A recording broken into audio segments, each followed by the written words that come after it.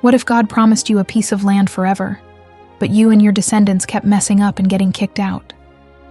Do you think he would still keep his promise and bring you back? That's the high-stakes drama of the Palestinian Covenant found in Deuteronomy chapter 30.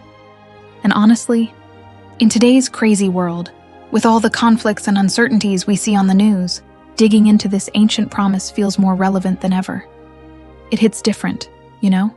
Let's explore why this is so much more than just a history lesson. Hi, I'm your guide to uncovering the awesome and sometimes overlooked stories in the Bible. We'll be using the New American Bible Revised Edition, the NABRE, to explore how this specific covenant with Israel expands on an even earlier promise made to Abraham. The core idea? An eternal land for the people of Israel, no matter what happens. The popular understanding of this is that it's a literal and future-proof promise. It's a powerful reminder that even when things get messy on a global scale, like with the tensions we see in the Middle East, God has a plan that's bigger than our temporary chaos.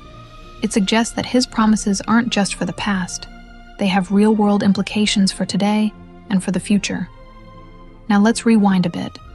This whole saga really kicks off with Abraham, back in Genesis chapter 15. God makes a solemn vow to him, promising a vast territory, stretching from the river of Egypt to the great river Euphrates, as an everlasting possession for his descendants. And eventually, the nation of Israel does inherit this land. But that's when the drama really begins. Think about it in today's terms. We live in a world of constantly shifting borders, land disputes, and political turmoil. Nations rise and fall.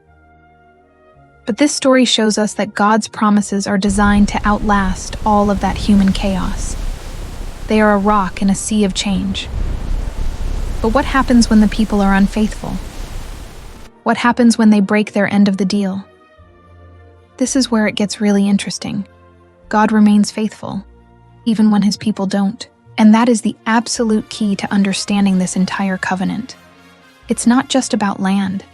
It's about the unshakable character of God. This isn't a simple transaction where good behavior gets rewarded and bad behavior gets punished forever. It's a relationship, and God's commitment to that relationship is unbreakable, which is a mind-blowing concept when you really stop to think about it. Let's jump forward to Moses on the plains of Moab. This is where he lays out the Palestinian Covenant in detail. In Deuteronomy chapter 30, verses 1 through 10, Moses explains what will happen after all the blessings for obedience and curses for disobedience have come to pass. He says that even if the people are scattered to the most remote parts of the world, if they have a change of heart and turn back to God, he will have compassion.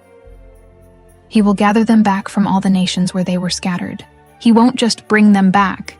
He will make them more prosperous and numerous than their ancestors ever were. And most importantly, God promises to circumcise their hearts and the hearts of their descendants, so they will love him with their whole being and truly live. The popular interpretation, especially from a dispensational perspective, sees this as a guarantee of a literal physical restoration for the nation of Israel in the end times, following a mass national conversion. It's a future event that's still on the prophetic calendar. Now, from a Catholic viewpoint, the Ignatius Catholic Study Bible really highlights God's endless mercy in these verses. This isn't just ancient history, it's incredibly relevant today. When we feel dispersed by social division, personal hardship, or political anxiety, this passage points to a profound hope for renewal and restoration that God offers to everyone. It's a promise that no matter how far we've strayed, the path back to him is always open, and his mercy is waiting. Okay, so let's picture the cycle. Israel gets the land, but then the grumbling starts. You can just imagine it. They wander into disobedience. The Bible is full of these moments. They complain about the food, the leadership, the rules. It's like a constant loop Are we there yet? Are we there yet? Almost. But for Just an a bit further. entire nation. Think about those classic complaint bubbles you see in cartoons. Ugh, this food is Manna so was bland. bad, Way worse. but this exile? Way worse. Way worse. You have no idea. Or, why is it always us grumbling in some desert? And as a result of their unfaithfulness, they get dispersed.